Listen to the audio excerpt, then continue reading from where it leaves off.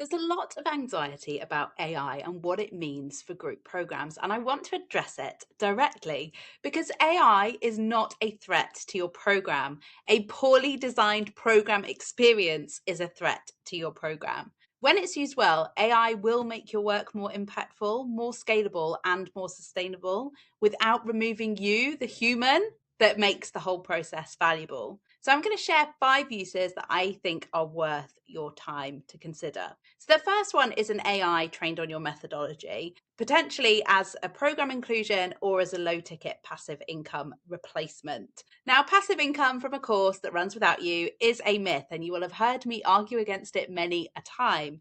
But there is a version of an accessible, lower ticket, lower touch offer that works well, and AI makes it possible. If you've already got a well-documented methodology, framework, set of principles, a body of IP that you've built up over the years, you can train an AI on that methodology and offer it as a tool. Knowing fully well that this is not a replacement for you, it's not a replacement for a program, but it is kind of a replacement for the crappy PDF that nobody is ever going to read. It becomes a thinking partner that operates within the confines and boundaries of your approach and gives people access to your framework without giving them another thing that they're never going to watch. So someone pays to access this AI tool at a fraction of the cost of your program, and they can actually ask it questions and your framework is applied to them, and it kind of points them in the right direction. So it's not income from a course that nobody cares about.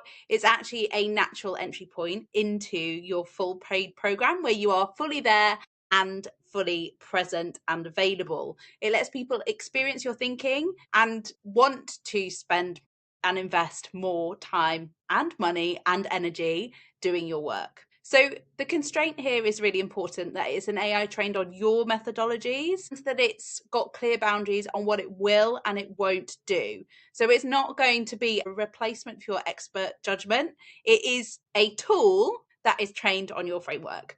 So you need to make that abundantly clear, but also train it in what it can and can't do and say. Now, the second good use is an AI trained on your course IP for in-between program support. So this is not your wider framework, your wider body of knowledge. This is very specific to the program that you're running, because what often happens in programs is that the gaps occur between sessions. So if your client hits a question on a Tuesday and your next call isn't till Thursday, they are either going to feel confused and try and work out the answer and lose momentum, or they will end up messaging you directly, and then you end up in that kind of Voxer marathon situation where you're constantly giving feedback to individual questions. Now, an AI tool that sits within your program is trained on your content and your frameworks, and it can bridge that gap. Again, this is not about replacing you, but it's to give your clients essentially an intelligent FAQs bank that knows and understands you, what you teach and how you teach it. So they can ask a question of it and the AI will respond with your methodology applied to what's happening for them. Now, obviously, it is not going to be deeply personalized.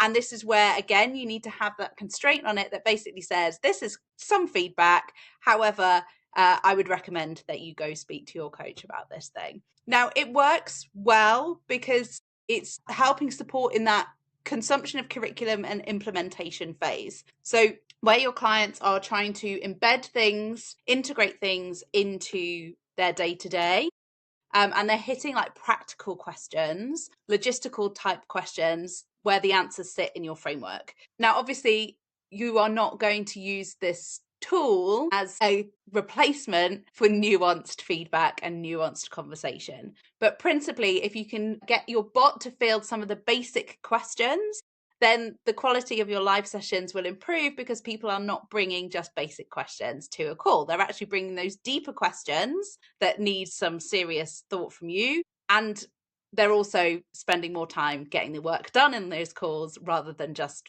that kind of unstructured Q&A, which is useless for everybody involved. The third use is having a custom GPT that is trained on your success criteria to give structured feedback. So if you are running a program where your clients are producing outputs like copy, like strategy documents, feedback is one of the most intensive parts of the delivery. And giving quality feedback kind of depends on how much time you have, what else is going on in that week, how many pieces of work you're reviewing at the same time. Whereas if you have an AI that's trained on your success criteria, so that is the specific standards that you hold, like what good looks like, the questions you would ask when you were reviewing work, the patterns that you're looking for, then it can give clients structured first pass feedback before it comes to you. So it's not final feedback, it's not a replacement for your judgment, but it helps your clients to see where they're doing well, to identify where what they've produced has met the criteria, but it also identifies the gaps so that they can go back and fix those gaps before they give it to you to look at. Essentially, what your clients are getting is faster feedback loops, which helps to maintain the momentum. It means that when the work comes to you, it's actually already gone through some kind of like quality check. So your review time is condensed, and then you can spend more time in the nuance. And also, it ensures that there's a consistent standard, because if you haven't ever considered what your success criteria are, then it's very hard for your clients to know what good looks like and what's expected of them. Whereas if you are saying you have set success criteria that everyone is being assessed against, and you make that visible, then that improves the standard of submission from the get-go. So you do need to make sure that you have success criteria that are explicit and well defined. If it's vague, then your AI tool will be useless. If you haven't considered what your success criteria are, what those success markers are, it is not going to work. But if you know what good looks like in your program, if you know what good looks like in terms of the deliverables, then this will be a really helpful use of AI to improve the client experience without replacing you. It's that first pass feedback. Good use number 4 is using AI in terms of program iteration. There's lots of different things that you are designing in terms of curriculum, onboarding sequences, things like that. What we can do is utilize AI tools to help us with that side of things. So lesson planning, curriculum mapping, like AI can do a lot of that work very quickly. And it's not to say that that would be a final answer, a final solution, but it speeds up the process of actually, where do I start with this? So it gives you something to work from that you can edit, that you can improve. Obviously, you have to then bring your human lens back to whatever it is you've created, your onboarding sequence, your curriculum, your lesson plan. And then you have to look at what bits are right, what bits are not right. But it's that speeding up of the creation process. You can use tools like Gamma to generate slides and things like that. Good use number 5 is AI for pattern recognition and program intelligence. So using it to process data in your program, like your program's already generating data, but you want to use it to help you spot patterns. So, it could be call summaries where you record group sessions, you run them through, you take that transcription and you ask for a summary of the calls. Who said what are the actions that they need to take, were there any key themes, were there any questions that came up again, were there any moments where that indicated disengagement was potentially coming, if someone's use of language had changed, any of those things. But also, not just what happened on the call in terms of how you follow up, but then also helping you to prepare for the next session as well. You can then also use it to analyze your check-in forms where you're looking at confidence scores changing or reflections.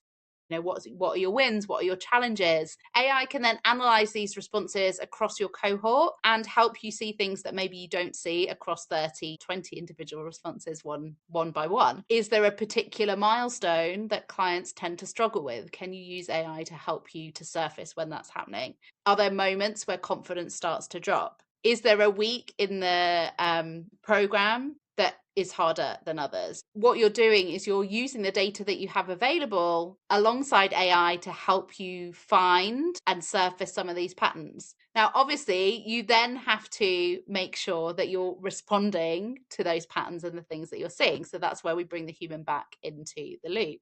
Now, a caveat on all of these things is that if your clients are sharing vulnerable things in your program, they are sharing them because they trust you and in the space that you've created. So they feel safe, they feel seen, they feel heard. And using any materials, any kind of client data for AI analysis without their knowledge is both a breach of trust and data privacy. So you need to make sure that your terms and privacy policy name the tools that you're using and the data that you're going to process. You need to get explicit consent onboarding, not buried in the fine print, but explicit consent that they are happy for you to use the tools in that way. Check data processing agreements of the tools that you're using, because if your tool is feeding the model, then don't use that tool for client data. And everything that you do process should be anonymized anyway. So make sure that you are being sensible about the usage. So in terms of these 5 things, these 5 uses of AI, the idea and the principle is that AI takes over some of the repeatable, time-consuming elements of your program delivery, and you, as the human, handle the judgment, the facilitation, the human experience, the actual being there as an empathetic, body with blood and organs and skin. Like, you are not a robot, and your people in your programs don't want a robot either. So what we need to make sure is that we are not blurring the lines between where the AI is used and where we as humans are leading. The AI is a tool. It's not you. It's not going to replace you.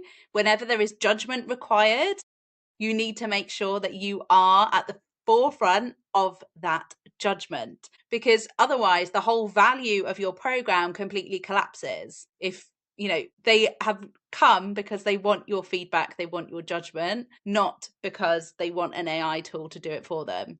Why would they bother paying 3K for your program if you're just getting AI to do it? So it is AI second, as an assistance, as a tool, and it's human first. Now, I would love to know how you're using AI in your programs at the moment, or if there's any of these 5 that you would consider implementing in your own. Drop it in the comments. And what I'm also going to do is a second video in this series, which is the uses of AI that are actively damaging the client experience and your results. And I'm going to link that below. I'll see you there.